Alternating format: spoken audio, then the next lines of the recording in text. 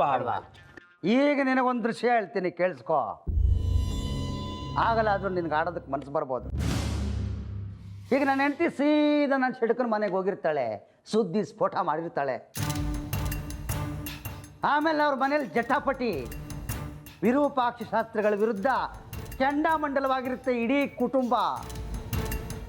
ಹೋಗಿ ವಿರೂಪಾಕ್ಷ ಶಾಸ್ತ್ರಿಗಳ ಜುಟ್ಟು ಹಿಡ್ಕೋತಾರೆ. ಅವರು ಸುಮ್ಮನಿರ್ತಾರ? ಏನು ಮಾಡ್ಬೋದು? ಕಚ್ಚೆ ಕಟ್ಟಿ ತೊಡೆ ತಟ್ಟಿ ಅವರು ಇವ್ರನ್ನ ಬಡ್ದಾಕ್ತಾರೆ. ಒಟ್ಟಿನಲ್ಲಿ ಎಲ್ಲ ಹೊಡೆದಾಡ್ಕೊಂಡು ಸಾಯ್ತಾರೆ.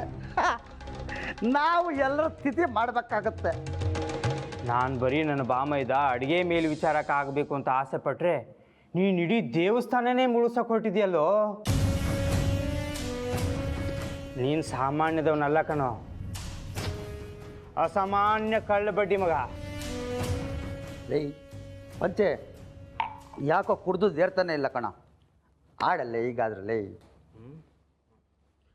ಜಿಗೆ ಹೇ ಚಿಕ್ಕಣ್ಣ, ನೀನು ಯಾವಾಗ ದೇವ್ರಾದೆ? ಮಾಯಾಗ ಬಂದು ನಿಂತ್ಕೊಂಡ್ಬಿಟ್ಟಿದ್ದೀಯಲ್ಲ. ನಾನೇನು ಮಾಯೋಗಿ ಬರಲಿಲ್ಲ, ಬಾಗಿಲಿಂದ ನಡ್ಕೊಂಡೇ ಬಂದೆ. ವಿರೂಪಾಕ್ಷ ಶಾಸ್ತ್ರಿಗಳು ನಿಮ್ಮನ್ನು ನೋಡ್ಬೇಕಂತೆ, ಕರ್ಕೊಂಬ ಅಂದರು. ಬರೋ ಸ್ಥಿತಿಲಿ ಇದ್ದೀರೋ, ಎತ್ಕೊಂಡು ಹೋಗ್ಬೇಕು.